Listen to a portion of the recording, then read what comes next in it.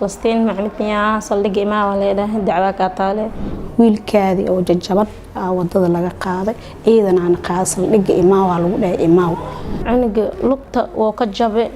gacantan kale oo ka jabe laba gacanta kale tan oo ka jabe madaxa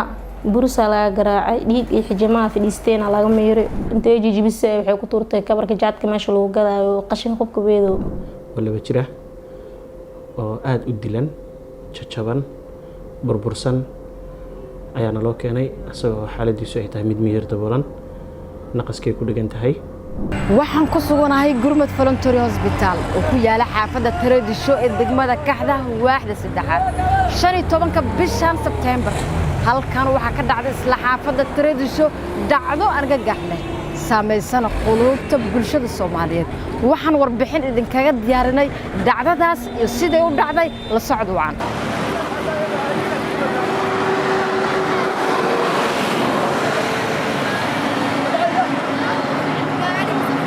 dhacdo aad u naxdin badan oo argagax iyo anfariir ku abuurtay bulshada Soomaaliyeed ayaa ka dhacday deegaanka Tareedisho ee dowladka magaalada Muqdisho haweeney ayaa wiil yar oo eeda u tahay isla markaasna uu dhalay ninkeeda si arxam daro ah ugu dishay deegaanka Tareedisho gaar ahaan waaxda 3aad ee degmada Kaxda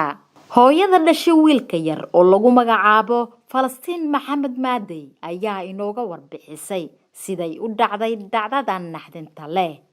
waxaana ay sheegtay in marka hore wiilkeeda yar ee Cabdikaafi uu ka codsaday awowga aabaha dhale in muddo 2 asbuuc ah uu soo haysto intaasi kadibna uu aabaha wiilkiisa awowga ka soo watay balse nasiib daro wuxuu geeyay eedada iyaduna ay jirdil xoogan u geysatay kadibna ay ku turtay goob qashin qub ah isla markaasna dadkii ka agdhawaa hareeraha xaafadda geeyay saldhigga deegaanka bismillaahirrahmaanirrahiim magacayga Falastiin Maxamed Gaduud waa magacayga dhibkaan soo gaaray dhibka soo gaaran maalintii bishan 15keeda dhibkii soo gaaray أنا واحد وأنا قولي إسكجوا على سواعد صلّق لي سواعد فلسطين معمتني صلّق ما ولا ده دعوة كتالة بس صلّق هي سو هذه صلّق دائما وحاو وما عنقي وحال دي سبنتها وأصلاً إبر وجه جبان مال في يومين بالليل مركز هذا تليا عنقي متقانا عنقي جوا ده مركز تليا عنقي خف ثانية لو على خبطي عنقي أبو بيسا هيستي waxaana loo geeyay 2 isbuuc amal il soo joogayeen oo dheesla ahaana loo geeyay ilma inta ka horeysay ana haystay guriga ku noolaa naagta waxa gacanta loo galiyay guriga aabiis oo tagay cunuga aabiis guriga aabiis tagay wuxuu dhahay 2 bari aabo il soo joogay isii cunuga waa soo watay gurigiisa oo keensaday 2 maalin kadib markii isla joogeen maalin saddexaadna dhibaatadan ama dhacdaba intee jijibisay waxay ku turtay kabarka jaadka meesha lagu gadaayo qashin qubka weedo oo banaana ay ku doortay dad islaana arkeena soo qaadin cunugii saldhig geeyeen ma ogeey aan bilaas saldhig markaan tagay waxa uu tagay asoo meesha joogo oo ayadoo la soo xiriyo meesha ku jirto ma uu tagay taliya markuu xoodhaa wixii dacwo gadaal la isku maana cunuga aad u dhibaataysan yahay goob caafimaad geyso cunugaaga inta markaan imaan cunuga daawo aan keensaday meeshan dhakhtarkiga u keen dhakhtarka waa ii ka kabay alxamdulillah uu dadaalay cunuga lugta oo ka jabay gacantan kale oo ka jabay laba gacanta kale tan oo ka jabay madaxa bursa laga garaacay dhiig iyo xijimaha fadhiisteen laga meeray madaxa uu turtursanay marka inta la keenay cunuga madaxiisa asidhan bajaq oo ahay xibintiis meeshii laga taatay meel fiyoobed malaha cunuga asidhan waa bislaay dusha waa laga gubay ilaa kuma darnaanay xaniyihiisana waa la gubay daba lagu dhijiyay waxa uu darnaa xaniyaha ayaan tan ka fashfashinaayay oo ka bogtay dhabarkiisa lagu gubay madaxiisa oo isku darsoomaaday dhiigii xijimihii meelaha fadhiistay ilaa hadda bararkii uu ku dambeeyay uu ku jiraa muujeedo madaxiisa dhiigga waa la qal madaxa gadaal laga qalay laga bixiyay dhiigii xijimihii wasaqda laga bixiyay markii laga bixiyay madaxiisa habeenna muurdeen habeenkii madaxa laga qalay wax laga bixiyay wasaqda laga bixiyay wuu hurdeen nafis uu helay cid igu caawisa malahan wax ii imaaday ehelkiisa aan male xitaa lambradooda ay biga dansadeenbo aabihii dhalana wuxuu yidhaha meesha oo ka qaadi ogolkoor iska geey malaamiga dhig waxaan daaweynaya malahanoo bidhaha igu deeriyo qofaa damiintay aa leedhahay oo ehelkooda ah qofkii damiinta waxaa loo gudbiyey meelaa loo gudbiyaa leedhahay meeshii loo gudbiyey markay atay meeshaan laga deeyaa leedhahay maya cid wax iigu siisa ilaahay abuurta ma jirto ilaa hadda 12 beriyaa ku jira isbitaalkan wax ilbaabka iga soo gala ma lahan cadaaladna weli ma helin cunugeyga naagta saan yeeshay ninka saan yeelay 3 qofood oo cunugeyga saan isbitaalka oo jiifa waa awoowihiisa waa aabihiisa waa eedadiisa halkii wiil iyo urudka saddexaad waa anaasi halkii wiil oo dhalay wiil kale ma jiro inta kale gabdho waa haa saddexaan dhalay labada gabar kale ay ka wiliga haystaan xitaa guriga awoobay iga jiraan ma keenin laba gabdhood waa awoobihii asiga agtiisa laga kaxeystay haysta gacantiisa ku hayo ii keenaa dhahay maxaa mar walba ii keenaa ugu daana mana ku aamin kalsooni ku qabiya dhaale keeno ilmahaas lama keenaa leedahay waa leedii in la keeno anigan dadka dhibka u geystay in la soo qabtaaro oo cunugay xaqiisan meel la soo saaro hooyadeeha wixii oo cuni lahaa nafsidiisa oo cuni lahaa asiga wixii aan cuni lahaa wixii ii awoodo kale way qabanaysan way ii keenaysaa wixii waa mar walba waa imaanay dheen boojo intii ii wadeen taleefanadana ulsum way iga dansadeenbo wax ii imaado ma lahan awooga ii imaanin ilaa hadda ii soo istaagin hal mar oo imaaday waa maalintii ugu horeysay dhibkiisa kadibna waa wada tagay waa la xalina waa la imaana ciyaar isku dalo isku wacaalo ilaa hadda tolkii wuxuu isku wacan uma jeedo wax ii imaadana ma lahan maya anin inta lugacsanahay isbitaalkan ay jooga cunugina saan uu yaasay maya ani wiligeey kuma diririn mana dagaal siinin wiligeey qoftii eray isdhaafsatay xitaa ma ahayn wax colaadana meesha ma dhaxtaal ma leeyahay waxa ka cusubay inay dadkaas sartumeedo dadkaas cunugay saan dhibaatada iigu geysteen in la soo qabto oo cadaalad la tuso oo cunugay xaqiisa la soo dhiciyo dhanka kale ayay Sahro Ibrahim oo dhashay hooyada wiilka yar ee la jir dilay ayaa sheegtay in lagu soo wargeliyay inay dacwo ay ka taal saldhigga degmada sidaasina ay ku ogaadeen in la dilay wiilkoodii yaraa waxaana ay ayayadu ka dalbatay dawladda iyo lamaha amniga inay cadaalad lagu raadiyo wiilkooda oo kaliya oo 2 sano jir ahaa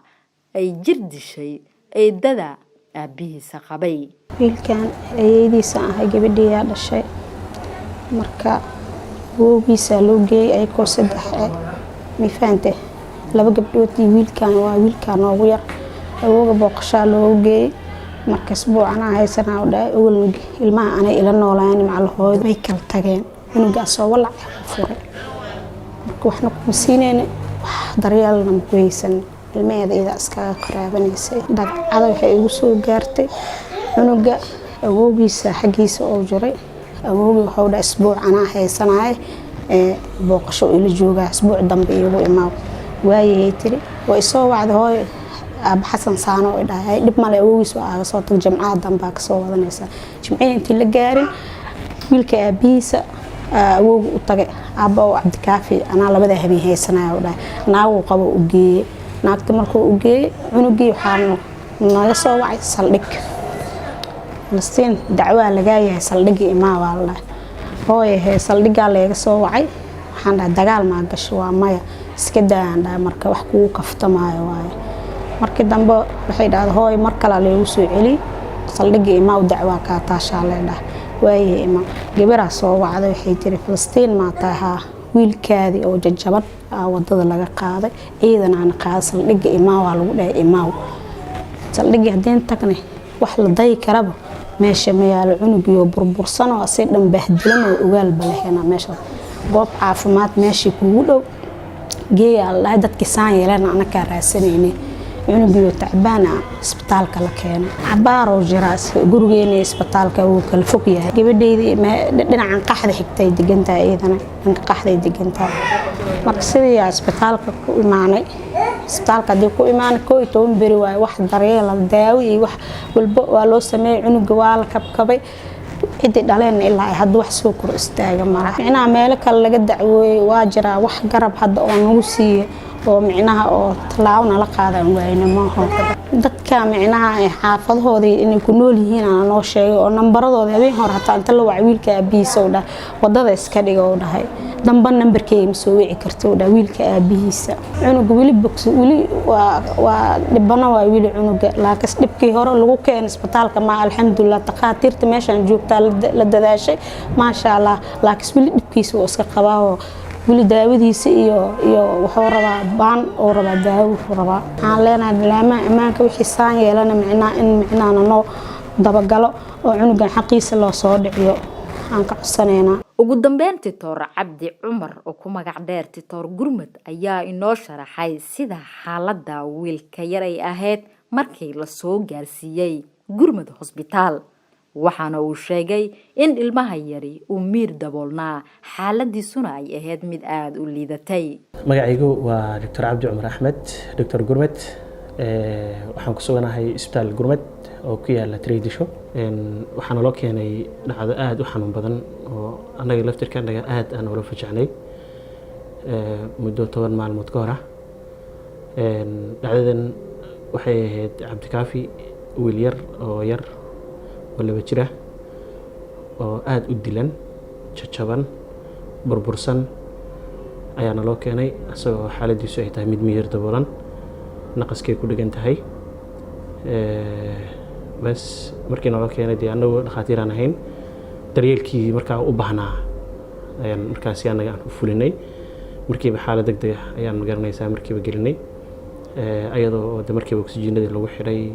naqaskii ku dhiganaa laga rujiyey gabi ahaan wiilka yarka ah barar baa qarsanaa madaxiisa ilaa indhihiisa wejigiisa dhan way wada barar buu ahaa waxaan markiiba tacaalideeda aan galnay sidii aan uga dejin lahayn bararka wuu jajabnaa ayadana oo wuxuu ka jabnaa labada gacmood iyo lugta wuu ka jabnaa sidoo kaleento waxaa burbur weyn ka jiray oo dhiig dhex fadhiyay madaxa gabi ahaantiisaba marka madaxii markiiba anaga waa dilaacinay oo qalin yar u sameynay dhiigii wixii ku jiraan ka sii deynay waxaa kale oo sameynay kabitaankii oo ka kabnay labadii garanaysa gacmood iyo lugtii waa kabnay waxaa kale oo jiray ayadana in dhaawac uu ka jiray qaybta hoose xiniyaha ah oo dab uu kaga dhaganaa iyo garabka oo ayadana uu dab kaga jiray biyaha ku jiray dhammaantoodba ayagana markii wixii waa ka sii deynay marka daweyntii aan wili ilaa hadda wili aan ku jirnaa oo kula tacaalayna wiilka yarka ah isbitaal Gurmad ka Gurmad ahaan wixii markaasi tanaasulka anaga ah aan u sameyn karnay oo aan u sameynay laakiin wili waxaan dareemaynaa in daryeelka dhinaca waalidiintii dhalay wiilka aysan wili sidii loo baahnaa uusan helin ma aqaana si ay wax u jiraan kolay marka xaalad ahaan wiilka yarka ah xaaladaas ku sugan yahay tacdiyada inta badan loo geysto caruurta aadka u yaryar ma ahan mid ugub ku ah gobolka Banaadir iyo nawaaxigiisa isla dhacdo tan lamid ah ayaa shalay gelinkii dambe waxay ka dhacday degmada Daynile ee gobolka Banaadir sida la sheegay gabar 9 jir ah ayaa eedadeeda jirdil xoogan waxay ugu geysatay degmada Daynile ee gobolka Banaadir Bahja Cabdullaahi Salaad Rise TV xaafadda Tiriidisho hormuud ADSL Plus waa adeeg cusub oo ku sahlaya inaad ku xirnaato internet leh xawaare dheereeya 24 saac ku darso ADSL Plus wuxuu ku siinayaa landline aad kula xiriiri karto asxaabtaada qaraabada ama aad ku fulin karto hawlaha xafiiskaaga kaas oo ay la socoto daqiiqado free ah xirmooyin kala duwan oo qiimo jaban iyo inaad si fudud ugu xawilan karto xisaabtaada moobilka waa qaar ka mid ah faa'iidooyinka adeegga internetka hormuud ee ADSL Plus guriga xafiiska ama xarunta shirkadaada isticmaal ADSL Plus oo ku xirnow dunida